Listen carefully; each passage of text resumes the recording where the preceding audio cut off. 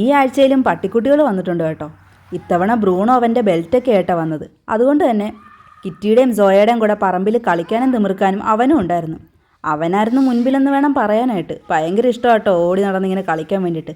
ഇറങ്ങാൻ നേരത്ത് അവനായിരിക്കും ഓടി ആദ്യം ഇറങ്ങുന്നത്. സത്യത്തിൽ ഇത് പറയാനല്ല കേട്ടോ ഞാനിപ്പോൾ വന്നത്. ഇപ്പോൾ ഈ വെട്ടം കണ്ടിട്ട് നിങ്ങൾക്ക് എത്ര മണിയായിട്ട് തോന്നുന്നുണ്ടാവും? ഞാൻ തന്നെ പറഞ്ഞുതരാം. ഇതിപ്പോൾ രാത്രി 10 മണി കഴിഞ്ഞു കേട്ടോ.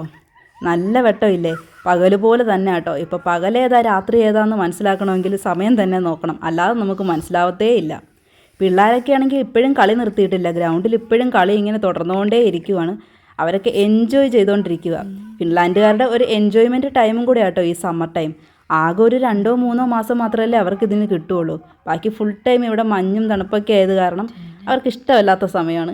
ഇപ്പോഴാണെങ്കിൽ നല്ല വെട്ടമുള്ളത് കാരണം അവർ കൂടുതലും എൻജോയ് ചെയ്യും. എല്ലാവരും ജോലിയിൽ നിന്നാണേലും അല്ലാതെ ആണേലും വെക്കേഷനൊക്കെ ആയിട്ട് കറങ്ങി നടക്കലാണ് ഇപ്പോഴത്തെ ഇവരുടെ മെയിൻ ഹോബി കേട്ടോ. ഇവന്മാരെ ഞാൻ എൻജോയ് ചെയ്യിപ്പിക്കാൻ വേണ്ടി പുറത്ത് കൊണ്ടുവന്നതാണ്. സത്യത്തിൽ എൻ്റെ മെയിൻ ഉദ്ദേശം അതല്ല. ഇവന്മാർ നന്നായിട്ട് ഇപ്പോൾ ക്ഷീണിച്ചു കഴിഞ്ഞാൽ രാത്രിയിൽ നന്നായിട്ട് കിടന്നുറങ്ങും. പ്രത്യേകിച്ച് ബ്രൂണോ. അവനാണെങ്കിൽ രാത്രി ഭയങ്കര മിരിപ്പാണ്, ഭയങ്കര ബഹളമാണ്. അപ്പോൾ ആ ബഹളമൊക്കെ ഒന്ന് കുറയ്ക്കാൻ വേണ്ടിയിട്ട് ഒന്ന് പുറത്തിറങ്ങി ഇങ്ങനെ കളിച്ച് തിമിർത്തൊക്കെ നടക്കുവാണെങ്കിൽ പിന്നെ അങ്ങ് സമാധാനത്തോടെ കിടന്നുറങ്ങിക്കോളും. ഏകദേശം 1 മണിക്കൂറോളം നമ്മൾ പുറത്തുണ്ടായിരുന്നു അവന്മാരുമായിട്ട് കളിക്കാനായിട്ട്.